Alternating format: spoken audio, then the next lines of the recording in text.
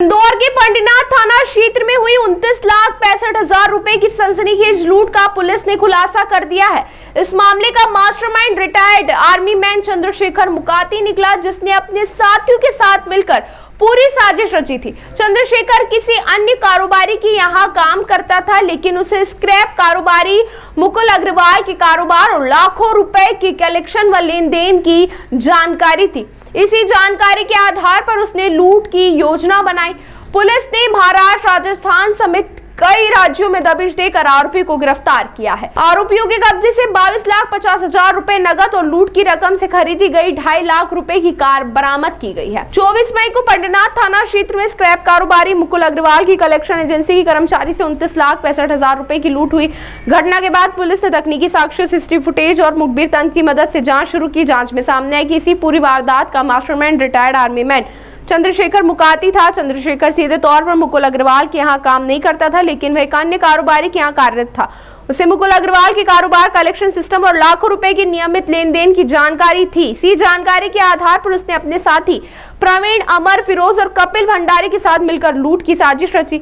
आर्थिक तंगी और शोक पूरे करने के लिए आरोपी ने वारदात को अंजाम दिया। लूट के बाद आरोपी महाराष्ट्र, राजस्थान समेत कई राज्यों में छिपे रहे, लेकिन पुलिस ने लगातार दबिश देकर सभी को गिरफ्तार कर लिया। पूछताछ में भी खुलासा की वारदात के बाद आरोपी सांवरिया सेठ मंदिर पहुंचे थे, जहां उन्होंने 1,11,000 रुपए दान किए थे। वहीं लूट की रकम से खरीदी गई 2.5 लाख रुपए की कार भी पुलिस ने जब्त कर ली है। पुलिस अब तक लूटी गई 29,65,000 रुपए की रकम में से 22,50,000 रुपए नगद बरामद कर चुकी है और मामले में आगे की जांच जारी है। घटनाक्रम 11 जून को शाम को 8:25 पर हुआ था। थाना पंडीनाथ क्षेत्र में एक लूट की घटना हुई थी, जिसमें एक जो मुकुल अग्रवाल नाम के व्यक्ति जा रहे थे, उनके पास कलेक्शन का कैश पैसा था 29.65 लाख से थी।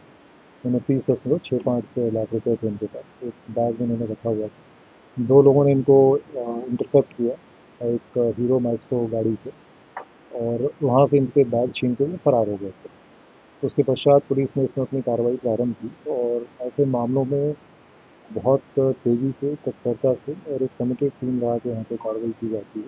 संबंधित क्षेत्र के जो डीसीपी जोन 4 हैं, वो इसको पूरा लीड कर रहे थे। हमारे जो टीम के लोग हैं, उन्होंने इसमें कार्रवाई प्रारंभ करते हुए आगे इसको डेवलप किया, और कई तरह के तकनीकी और जो ऑन ग्राउंड इंटेलिजेंस होती है कि कैसे इन लोगों का मूवमेंट हुआ, किस तरफ से आए थे, कैसे गए, उसको डेवलप करते करते फिर इसमें ज़ीरो इन किया गया, और इसमें 2 व्यक्ति चिन्हित हुए। इसमें एक प्रवीण भंडारी नाम का व्यक्ति है जो घटनाक्रम करते समय वहाँ पर मौजूद था। दूसरा व्यक्ति चंद्रशेखर मुकाती चिन्हित हुआ, जिसके द्वारा ये पता चला कि ये व्यक्ति जो फरियादी हैं मुकुल अग्रवाल, इनसे जुड़े हुए एक अन्य व्यक्ति हैं जो खुद स्क्रैप का कारोबार करते हैं। और नाम मैं जानबूझ उनका नहीं बता रहा हूँ, क्योंकि उनका कोई ऐसा डायरेक्टली उसमें इन्वॉल्वमेंट नहीं। उनके यहाँ कार्य करता था, तो वहाँ से चंद्रशेखर मुकाती ने ये इनपुट प्रवीण भंडारी को दिया था।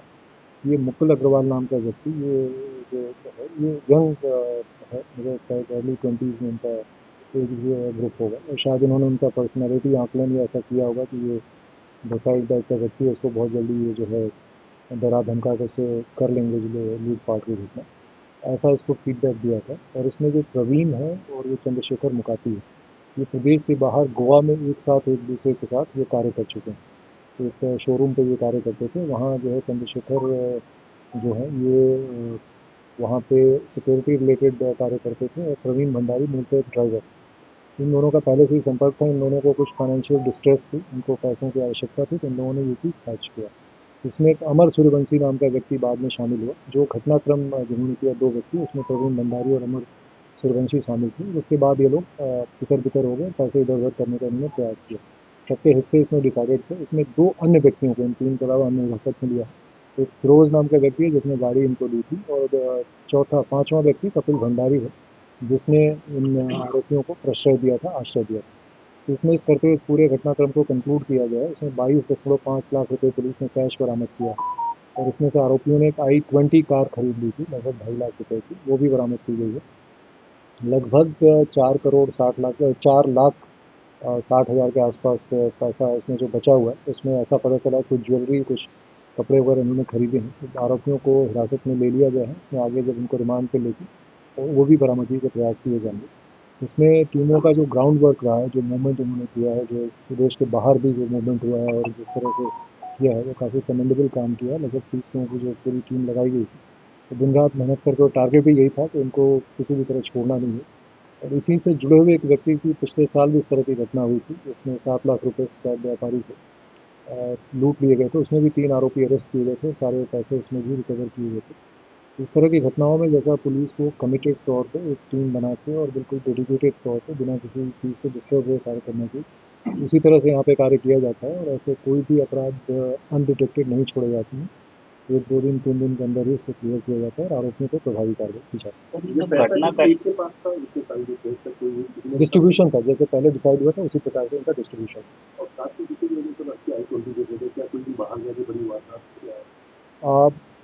प्लानिंग ये थी कि क्योंकि इनको ये अभी तक 2 व्हीलर पे थे, तो इनका पहला ये था कि 4 व्हीलर खरीदें, और इसके पश्चात क्योंकि जिस तरह की इनकी स्थिति है, तो इसमें ऐसा भी पता चला कि एक आरोपी इसमें क्रिप्टो करेंसी वगैरह के भी उसमें इन्वॉल्व था। तो उसमें भी उसको लॉस हुआ होगा, तो हो सकता है कि इसके बाद ये आगे बढ़ती भी, क्योंकि प्रदेश के बाहर भी इनके मूवमेंट हुए ही हैं, तो उस गाड़ी से भी आपराधिक गतिविधि को अंजाम देते।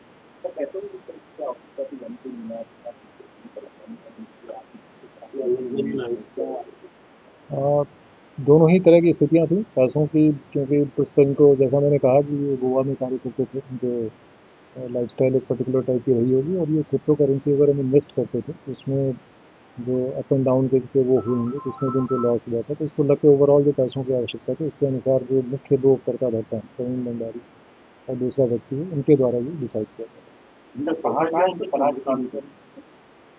और प्रोफाइल जो प्राइमा फेसाई देखा गया है प्रवीण भंडारी का, इसके फिलहाल अपने जो उसमें है आपराधिक पूर्व आपराधिक रिकॉर्ड नज़र नहीं आया, पर उसको और थॉरोली एग्जामिन किया जा रहा है।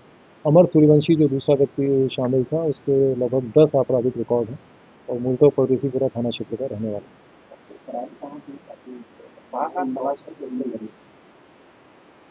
टीम इसमें हमने राजस्थान, महाराष्ट्र भी भेजी अपने प्रदेश के अलावा।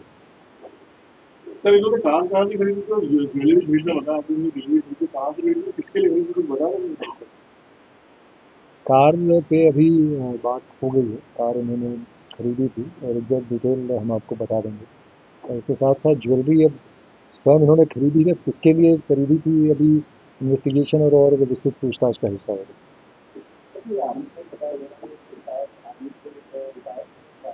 जैसा मैंने बताया कि इसमें हमने 5 व्यक्तियों को लिया है हिरासत में, जिन पर कार्रवाई की है। 2 जो घटनाक्रम पे वहाँ पे मौजूद थे, एक व्यक्ति जो जिस व्यक्ति के साथ घटनाक्रम हुआ उससे जुड़े हुए एक व्यक्ति के यहाँ कार्य करता था, उसने टिप ऑफ किया था।